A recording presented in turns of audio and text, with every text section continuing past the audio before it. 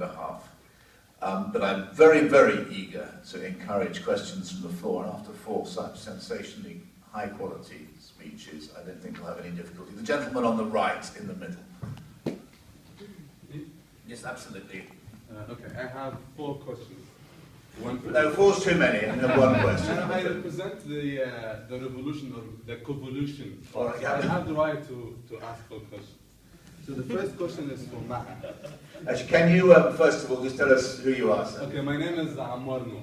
I'm an Egyptian, I'm a civil engineer working here in London. Well, I'm going to give you 2 minutes, and then you will, okay. And I'll bring you to an end. So, quickly. My first question is to Maha.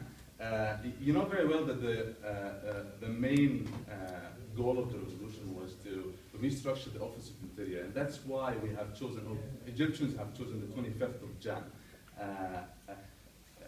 Funny enough, a year ago from now, the Muslim Brotherhood supporters, they were in front of the High Constitutional Court protesting and chanting, saying, Shukran, Shukran, lil-Dakhliya, al-Rugula wal-Sharafiyya, which means thank you for the Office of Interior, for the police, for their manlyhood and transparency.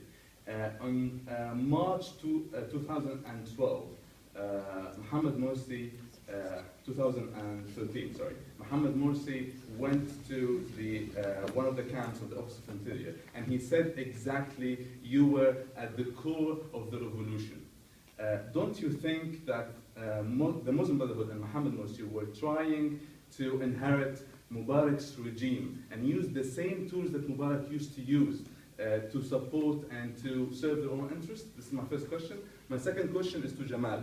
Al Jazeera on the 10th of Feb, before Mubarak left, there was a famous, they said it in their, what is it called, the bar at the end of the screen. They were saying 3 million supporters, 3 million revolutionaries, 3 million Egyptians were in Tahrir Square. After the 30th of June, there was a documentary, a very famous documentary for 5 minutes, saying that, trying to prove that in Tahrir Square cannot take more than 400,000 people, and 600,000 people with the streets around it. My question is, don't you think that Al Jazeera were trying to support whoever is going to serve their own interest and the founders of Al Jazeera interest? The third question is to Nadia. You said specifically that the media has lied, and that's why people went into the streets supporting the coup or protesting against Morsi. Mubarak was lying for 30 years, and even though millions of people went into the streets protesting against him. So I think billions of people were protesting against Morsi as well because of his behaviors and the Muslim Brotherhood behaviors. And my last question is to Ayman. What do you think, what is the difference between the 11th of Feb 2011, a legitimate president, Mubarak, he was legitimate, even though that we hate him, he was legitimate, and the military pushed him away.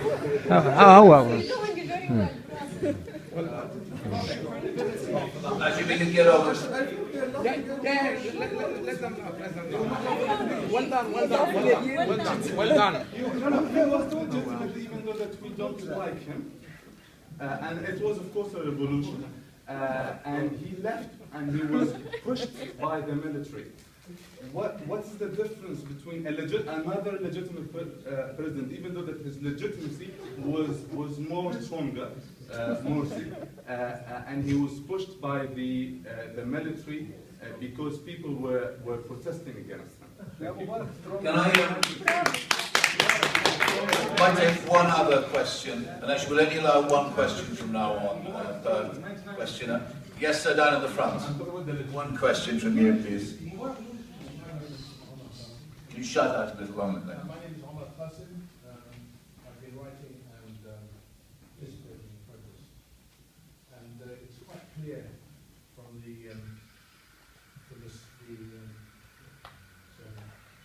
Don't worry. It's quite clear from the recent House Foreign Affairs Committee hearings in Washington on the 21st, 29th and 30th.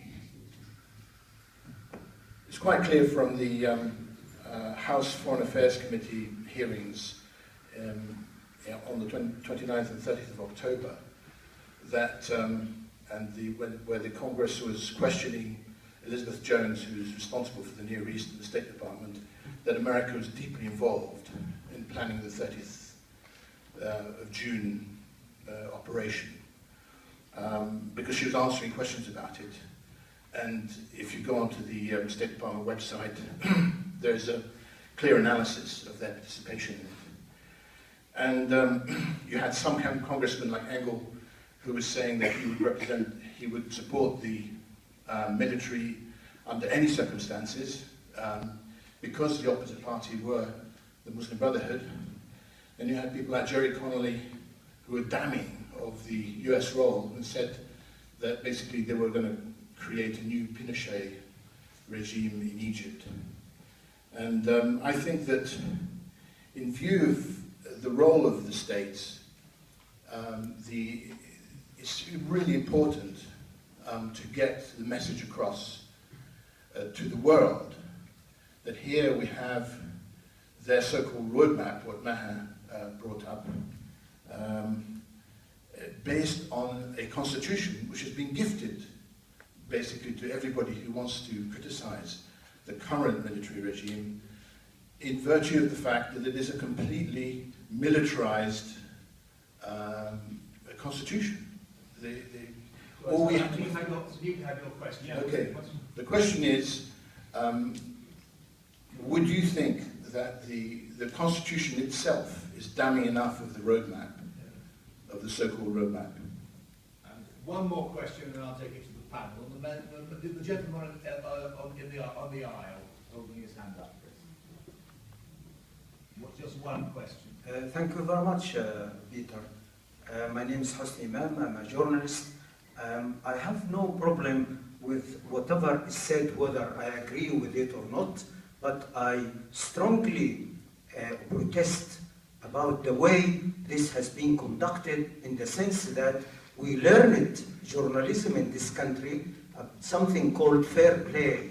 We learned something called balance. We learned something called the opinion and the counter-opinion. Unfortunately, I would have expected you, as a distinguished British journalist, to stick to this very basic principle.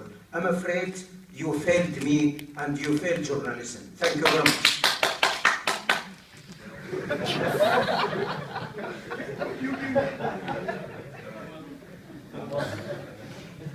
We'll now take, I regard that as a statement rather than a question. And we will now take questions.